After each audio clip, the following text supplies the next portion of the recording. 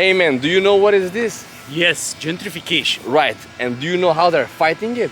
No. With bombs. What do you mean by bombs? Yes, literally. Locals come here and they're bombing this place against gentrification. When? And how these bombs works actually? Well, stay tuned and find out. Today with our guest Vincent, who is actually a social activist, we'll explore together how we can bomb gentrification and actually de-gentrify our neighborhoods and fight potential gentrifications in our cities. You are watching Stripping Architecture. We will be stripping down the architecture and reveal the hidden urban processes.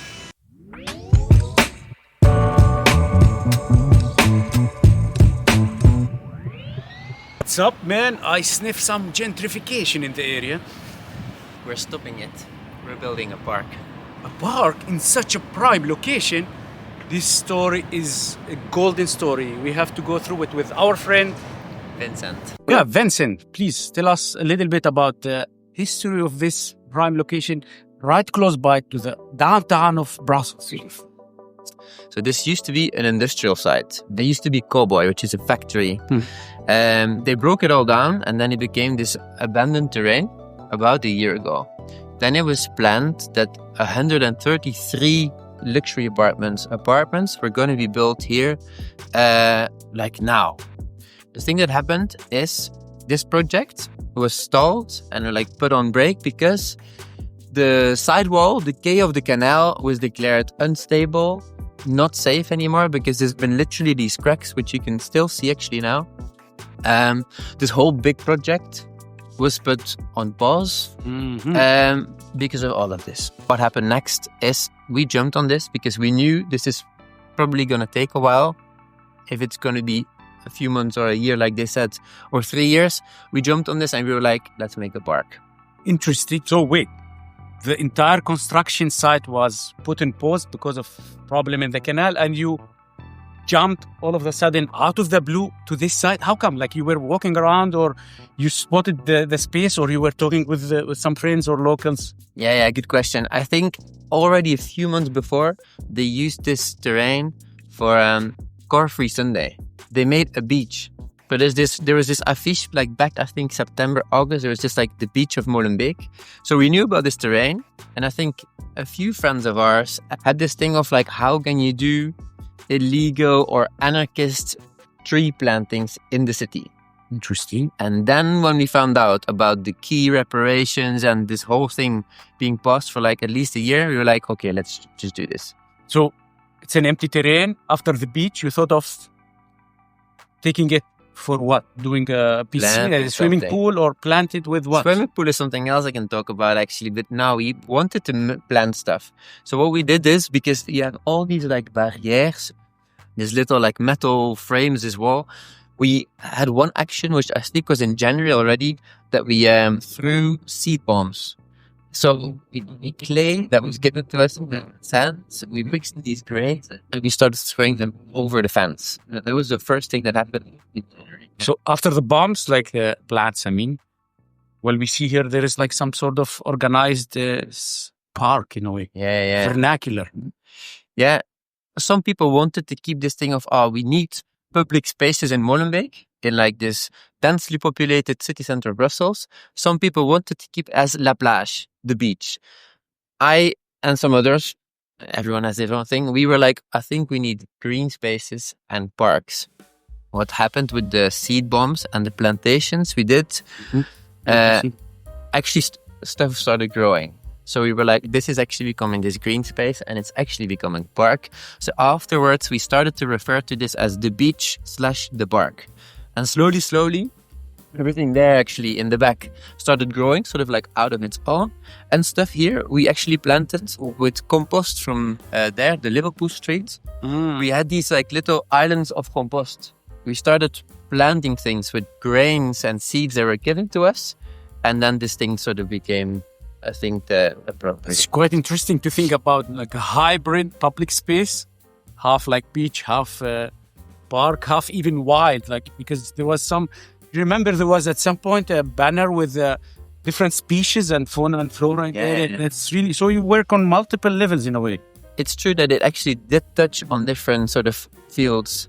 Some people wanted it to be very educational. Other people wanted to talk about what is space for the people. And therefore the beach/park was like a good thing. We found it important to think about what words do we actually use. And when we talk about biodiversity and squatting a terrain or something, you were like, no, let's talk about park. And already the word park, I think, le parc, means different things for different people. I think some children will be like, Mommy, can I go and play football in the park? Or for me, a park is this green space, which I think in Molenbeek they don't really have. Yeah. Parc Bonnevie is just concrete, beton. Yeah, it's very hard. I don't think it's a park. For me, a park is green.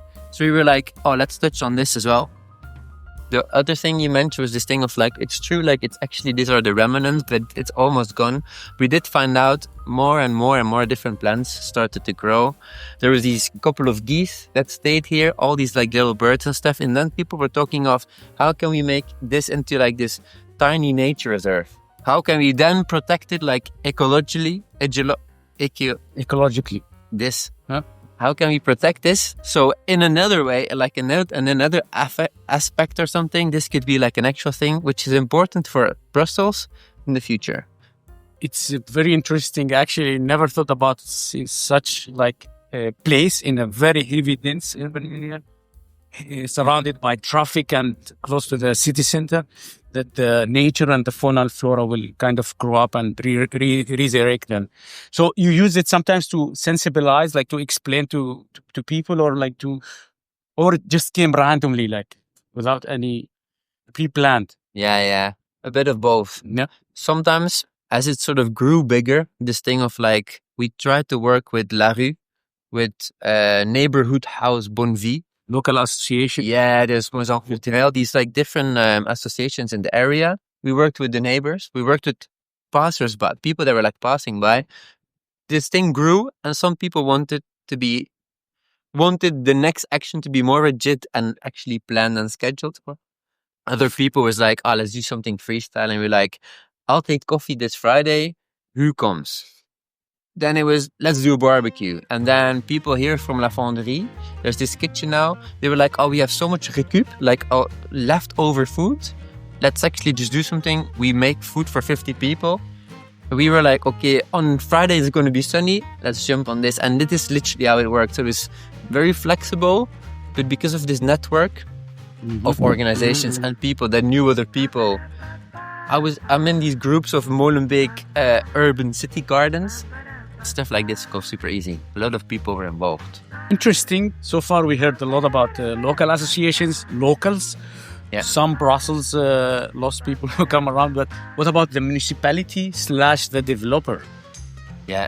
Like, what are their position in? Like, if you can sum it up for us. I think the side of the developer, so home and depot, and the side of the municipality.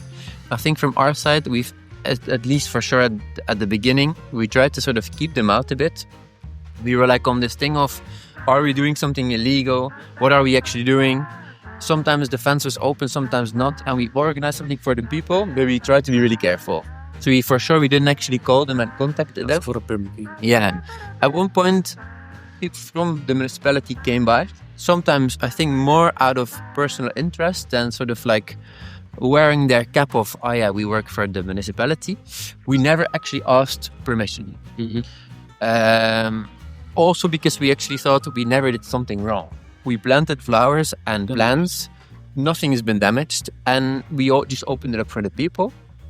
But after a while, we did find out they knew about what we were doing. And never ever did they get involved. So we heard you talking about why not a park in such a prime location. Of course, why not?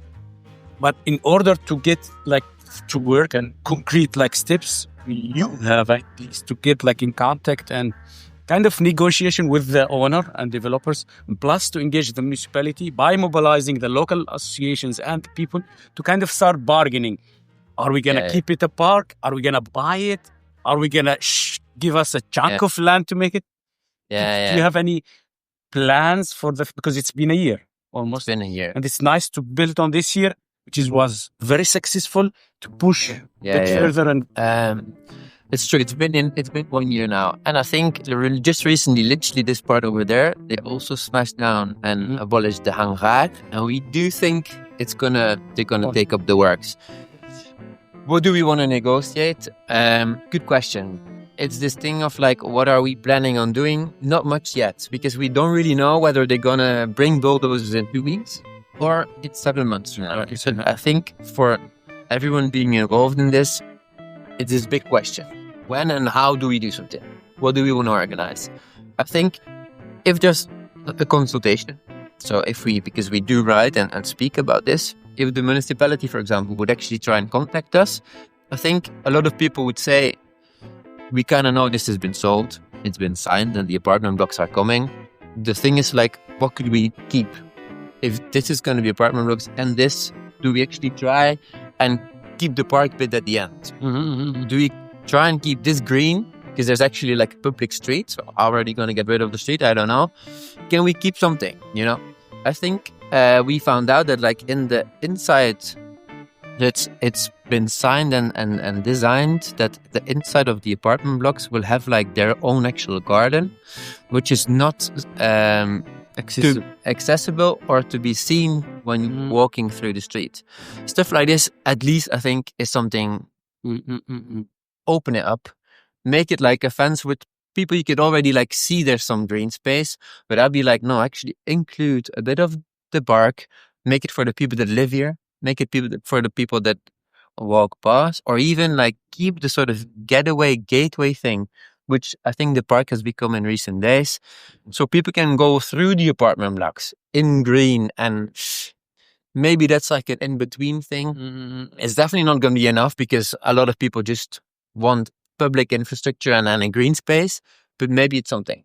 So you are telling us that all the entire year things went smooth and there was no sabotage or chasing? That's something weird here. Like, yeah. I think so. We did a lot of actions. I think twice it was this thing where things changed. Is some people that organized a screening, or they tried to organize a screening to support pro-Palestinian activist groups linked to the people at La Bourse. They were being sabotaged. Suddenly there was this thing, they were like all the affiches that were hung up around, the posters were taken away. All the big banners we did with the children that said like, oh, we want nature, we need green space, we want to play. Everything was suddenly taken down, and this happened very, very quickly in like 2 or 3 days. There was an email from the developer that said the municipality is asking to take these things down because you've been doing and organizing things without permission. If you want to continue doing things in the future, everything has to sort of like go with us. And then we were like, strange, we've been doing stuff for 6 months, actually also against you, against the gentrifiers or the speculation. So like, you guys are this side, no, we continue. There was never like this whole big flare-up or something, but that was like an interesting thing when suddenly they came and in 2 days, everything was gone. Then we found out people were actually tagging the new their affiches, and then we just did another action where we did this. We opened up the fences, we hang up these wooden like panels saying, oh, this is a park. Let's use it. Let's use the space. This whole thing of like how to make an entrance so people can walk through every day. So it was another interesting moment, I think, is a few weeks ago, and literally yesterday actually is this like decisive day. They wanted Molenbeek to be the cultural capital of Europe of 2030. Together with Namur and Leuven, it was like in the running. Molenbeek now lost, but they wanted to use this terrain as like the inauguration terrain for the events that then would take place in the following days in the center of Molenbeek. This whole thing was planned. A lot of people were involved. A lot of artists were involved. But some people are saying there are not enough people from Molenbeek in the artist group, whatever. But mainly, what is the public? Who's coming to this inauguration moment? So what are we organizing this for? Why have we been planting all of these plants and flowers when you now want to have like 200 people on a private list? People from Canal, Depot, and Home. People we've never seen before, of course. they're gonna come and watch people dancing, super amazing, and yes, but also you're gonna try oil plants, and also no one else is invited. So I'm super sure that the people from here, Cheval Noir, the people in the blocks here, or like people, whatever, like people from Bello, Locals, yeah. no one's been invited. Neither did I. I lived there. Like no one was actually invited.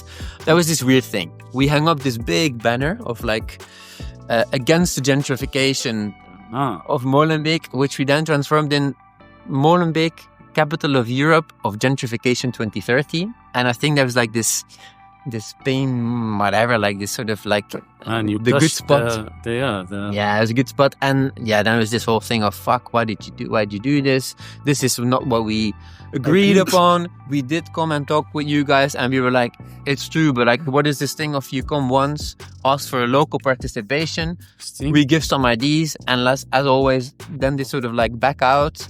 They can like tick the boxes of we spoke with everyone in the area, and nothing happened, and they're very interesting. We would like to ask you an honest question. Do you identify this, what you are doing here, this action, as a new grassroots movement or a new action that should be taking place in such dense urban areas where you can push back against this massive development for gentrification, to increase the green spaces in such areas? How do you position yourself now after this one intense year with Allham? It's very successful. You have like really a big impact. I want to be very humble. I think there's nothing new. There's not like a new original thing to be did, but like maybe it's new in the city center. Maybe it's new in a way of like in this densely populated bit of Molenbeek. I think this anarchist plantation thing is an idea that existed in the 60s, in the 70s. That's in the Bronx, in New York. Super cool books about this. What's not also new in Brussels is Biestebroek, Wheels, the people working at sometimes at Frischjosafat, like the abandoned sort of train reservoir depot from the trains in Schaarbeek. It's nothing new to sort of like think of how can we implement green in the city center. But the scale is completely different. Yeah. The scale is different, and also I think the location is different. So the scale of like, more stuff is coming here, do we need it, do we not need it? But the location is key. As some other people sometimes say like, Marais Wheels and Biestebroek, they're outside the center. Maybe it makes this whole thing more important of like, why do we actually fight for this? This little bit of land, to be honest, it's super tiny and small. It's by the canal. It's when people talk of like, how can we make the city center of Brussels this green lung, like Paris, or like when people talk of walking along the Seine, let's dream this thing of let's walk along the canal and make it green. Then I think this is a good start, no? It's literally like there's the bridge d'Alsace.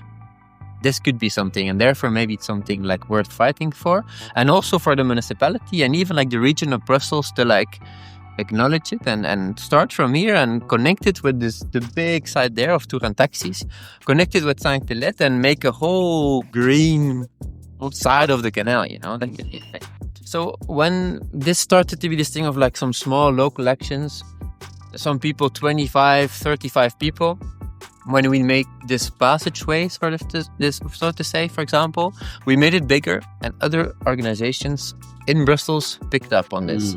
Alro, IUB, the people from Wheels, for example, contacted us. Natagora, which is like this nature association to protect nature, came in with like, they donated seeds and grains, for example. So it's this whole thing suddenly was like, okay, for Brussels. And suddenly it became this, maybe say, study case for Brussels, for green spaces. Why do we need green or public spaces in the capital of our country? And what could this stand for? How can we take even things when we kind of knew from the onset that maybe this fight for the terrain was lost? We knew it was signed, we knew Depot had these things, and it's probably going to be 130 apartments in a year from now.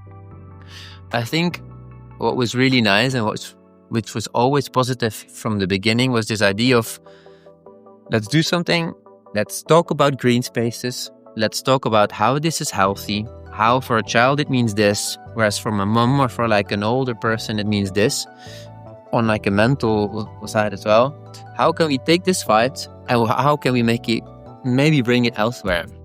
If this is not longer a park in a few months' time, I hope that people that walk past every day and saw these sites of like mental health and green, or stop the concrete, or how can we have rain infiltration in the city center? Because this is where we all have to like, attention has to go there. Like, how can we take this, raise awareness, fold it up and bring it somewhere else? You know, if you be like, around my corner where I live, there's another terrain, and in 2 months' time they start building. Let's all go there. Let's take the WhatsApp groups. Let's take the people.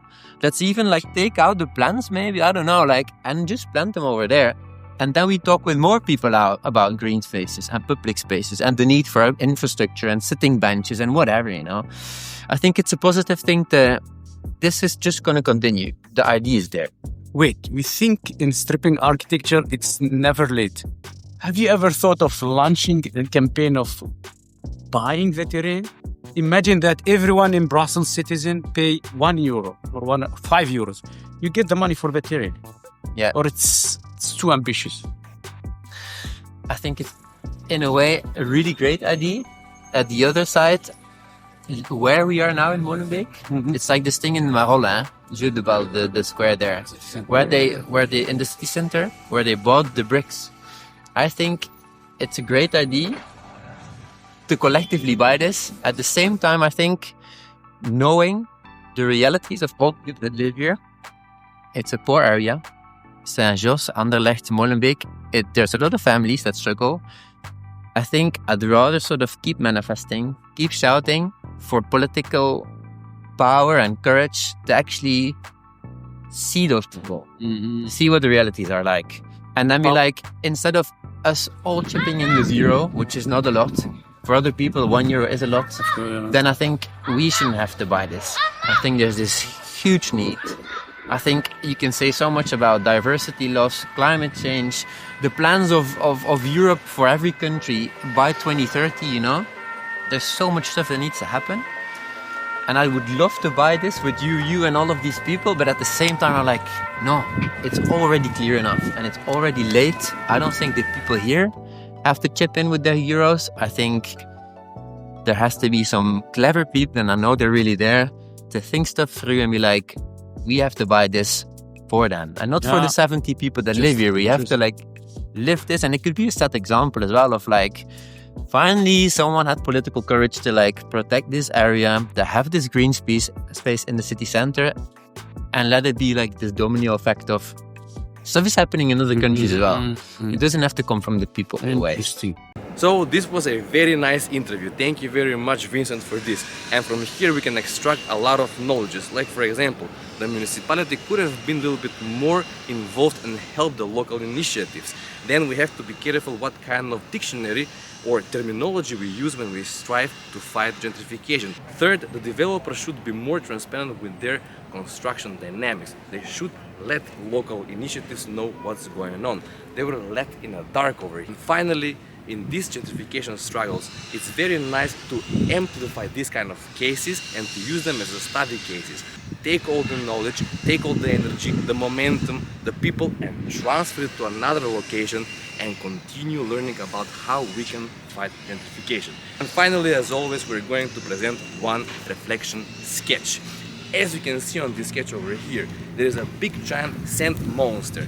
This is metaphor for gentrification. It's eating up the land, as you can see. But what happens is that down on front of the construction site, there are people who are bombing this monster with seed bombs. And on the back of the monsters, there is greenery and park growing up. But behind these citizens, you can see the animals. The animals are actually the alliance with the protesters who are waiting for a new condition. And this is the point with this site over here. By making this place green, we're actually changing the subject and we're shifting the debates.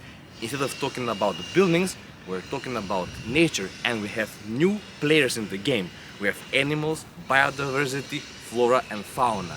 This is condition changer that then the developer has to take in consideration, and all of us have to find a new aspect to solve this problem. And this is what we have here. No worries, nobody has been into the jail after this massive bombing of this site.